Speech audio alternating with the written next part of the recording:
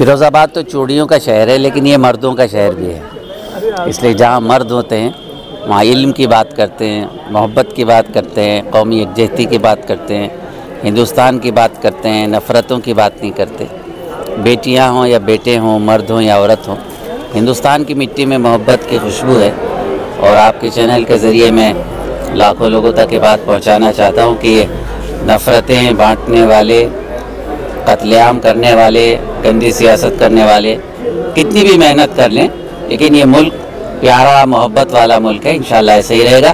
बादल आते हैं, छट जाते हैं, धूप फिर आ जाती है, हर अंधेरे के बाद रोशनी है। और फिरोज़ाबाद में आज तालीमी कॉन्फ्रेंस हुई बच्चियों के हवाले से, और मुझे बहुत खुशी हुई। याकूबी साहब ने इतना बड़ा चमनिस्तान तैयार किया है, जो एक सहरा था।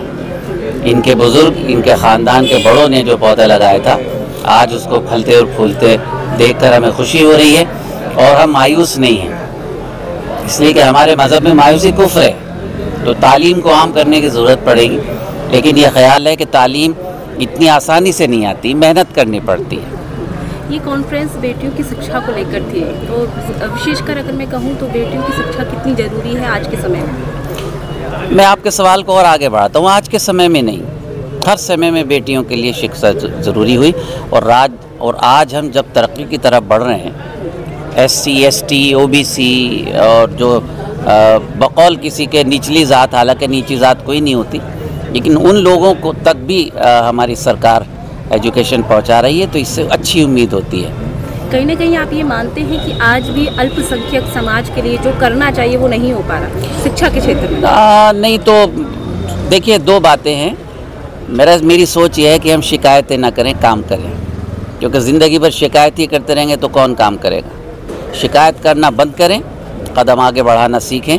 जब आप कदम बढ़ाएंगे तो रास्ता मिलेगा, और रास्ते पर चलेंगे तो मंजिल मिलेगी। वो ज़माने गए, शिकायतों का दौर ख़त्म हो गया। आज तो हमारी बेटियां जहाज़ चला रही हैं, हमारी बेटियां आसमान पर पहुंच रही हैं, हमारी बेटियां चांद पर पहुंच रही, तो क्या वो बेटियां नहीं हैं?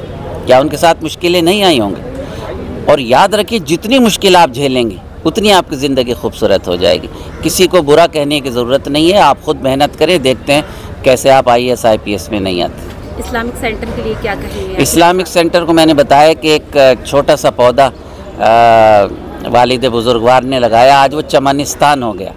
और उस चमनिस्तान में, जैसे हमारे हिंदुस्तान में मुख्तलिफ़ खुशबुओं के फूल हैं, आज यहाँ भी अंग्रेज़ी पढ़ाई जा रही है। मुझे तो ताज्जुब हुआ कि साइंस क्लासेस की, इतनी बड़ी क्लासेस की फ़ीस सिर्फ 450 से 500 रुपये। 500 रुपये तो आदमी KG में भी नहीं लगता।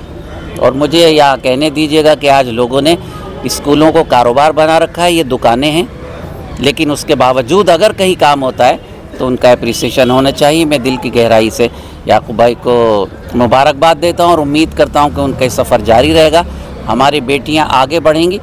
और यहाँ एक बात और मैं कहना चाहता हूँ, कहीं ये होता है कि साहब नकाब में बेटियों को पढ़ने नहीं दिया जाता, ऐसा कुछ नहीं है। अभी आप दुनिया में एक मुल्क है, उस मुल्क की जो एयर होस्टेस हैं वो नकाब में है, तो पायलट है वो नकाब में। नकाब हमें रोकता नहीं, नकाब असल में उन लोगों से रोकता है जिनकी नज़र ख़राब है। नकाब हमारी नज़र को पाकीज़ा बनाता है। एक बार, इसीलिए हमारे मज़हब में एक बार अगर नज़र पड़ जाए किसी पर, वो माफ़ की गई है, लेकिन ये नहीं है कि आप उसे घूरे जाएं। तो नज़र की हिफाजत जो है वो सबसे बड़ा काम है। और मेरे प्रोफेट की मिसिस थी अम्मा आयशा, हमारे एक बुज़ुर्ग हैं, उन्होंने अपना ख्वाब बताया कि हम जब वो मदीने गए तो अम्मा आयशा उनको साथ लेकर आका अलैहिस्सलाम के रोज़े मुबारक पर गई।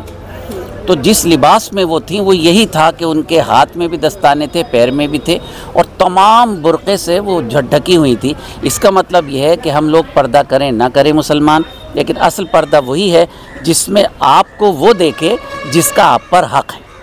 यानी नकाब कामयाबी का रोड़ा नहीं है? नहीं, कुछ नहीं, नकाब कामयाबी का रोड़ा नहीं है, बल्कि जो लोग रोड़ा डालना चाहते हैं वो नकाब का बहाना लेते हैं। बिल्कुल। ज़िंदगी बहुत खूबसूरत है। बेसिकली आप एक बड़े शायर हैं, तो आज वक्त कैसा हो गया कि शायर कभी भी कहीं ना कहीं राजनीति कर रहे हैं? कहीं ना कहीं नहीं, और पैसे कमा रहे हैं। मुझ जैसे कुछ दीवाने भी हैं जो राजनीति नहीं कर रहे। मुझे 45 साल हो गए, मैं हक़ और सच की बात कर रहा हूँ, और मेरा ईमान ये है कि इस वतन से मोहब्बत मैं करूँगा तो मैं मुसलमान होऊंगा।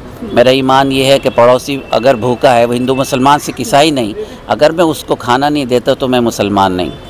ख़ुद को भी आजमाओ तो पहले, कुछ नया कर दिखाओ तो पहले, बन ही जाएंगे मंदिरों मस्जिद, दिल से दिल को मिलाओ तो पहले।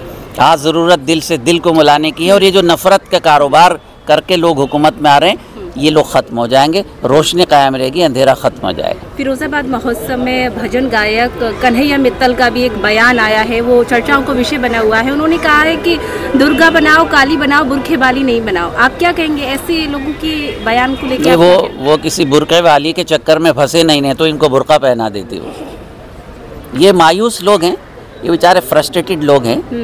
कुछ और नहीं, आप अपना काम कीजिए ना। मैं तो यूपी की सरकार को, दिल्ली की सरकार को कहता हूँ कि आपने मार काट की, सब कुछ किया, अब आप हुकूमत में आ गए। अब जब आप प्राइम मिनिस्टर हैं, योगी जी चीफ मिनिस्टर हैं, तो वो सबके हैं। बिल्कुल। अब हमें 4 साल तो जीने दो, 1 साल के बाद फिर मार काट करना। लेकिन ये कि मार काट हल नहीं है। और अब मैं आपको एक बात बता दूं जो लोग नहीं बताते, 35-40 करोड़ लोगों को आप हिंदुस्तान से नहीं निकाल सकते। आप में हिम्मत नहीं है, और आप उन लोगों को निकालना चाहते हैं जिनके बुज़ुर्गों ने कुर्बानियाँ दी, शहीद हो गए। 60,000 हमारे उलमाए कराम ने कुर्बानियाँ दी हैं। दिल्ली से लाहौर तक हर पेड़ पर एक आलिम की लाश लटकी हुई थी। और जो हमें सबक देते हैं ना देशभक्ति का, वो अंग्रेज़ों से वजीफ़े ले रहे थे, अंग्रेज़ों की मुखबिरी कर रहे थे। ये सब तारीख़ में मौजूद है। चलिए, बहुत बहुत शुक्रिया। बहुत शुक्रिया। कार्यक्रम का आयोजन किया गया, क्या कहेंगे? देखिए, हमारे यहाँ एक कॉन्फ्रेंस थी कि बच्चियों की पढ़ाई को लेकर, और उसमें ये था कि क्या प्रॉब्लम्स और उसके क्या सॉल्यूशन है, और उस पर यहाँ प्राइज़ डिस्ट्रीब्यूशन था, क्योंकि एक कंपटीशन भी रखा गया था। उस कंपटीशन का प्राइज़ डिस्ट्रीब्यूशन भी हुआ है। तो उसमें सबसे बड़ी बात ये बताई गई है और ये कहा गया है कि कामयाबी में रुकावट हरगिज़ नहीं होगी किसी भी बच्ची के लिए, अगर वो मेहनत के साथ, कंसिस्टेंसी के साथ और एफर्ट्स अपने पूरे लगाएगा तो वो ज़रूर कामयाब होगा। और ऐसी मिसालें आने लगी। मुझे लगता है आने वाले दिनों में हम फिरोज़ाबाद में देखेंगे एक ऐसा फिरोज़ाबाद तैयार होने वाला है कि जहाँ पर आपको ऐसी मॉडर्न टेक्नोलॉजी के स्कूल्स, कॉलेजेस, सेंटर्स, इंस्टीट्यूट्स नज़र आएंगे आने वाले दिनों में बहुत जल्दी, जो आपके यूपी के बहुत से शहरों में नहीं होंगे। हम इस पर पूरी कोशिश कर रहे हैं। हमारे पास ऐसी टीम भी है और हम लोग प्रोफेशनली इस काम को कर रहे हैं। अभी परसों ही हमारी वेबसाइट भी लॉन्च होने जा रही है और उस पर भी हमारा आप लोगों का सपोर्ट चाहिए होगा। और उसके बाद हम एक AI स्कूल खोलने का भी हमारा प्लान है। हम इस पर भी काम कर रहे हैं और मुझे उम्मीद है आज हमने इन बच्चों को यही बताया कि टेक्नोलॉजी को साथ में लो और साथ में हमें ज़रूरियात दीन और मॉडर्न टेक्नोलॉजी को साथ लेकर हम आगे बढ़ेंगे। हम कामयाब होंगे, हमारा देश कामयाब होगा, हमारा मुल्क कामयाब होगा, क्योंकि एक एक अगर बच्ची आगे बढ़ती है तो एक नस्ल आगे बढ़ती है। हम इस पर काम कर रहे हैं। बहुत शुक्रिया।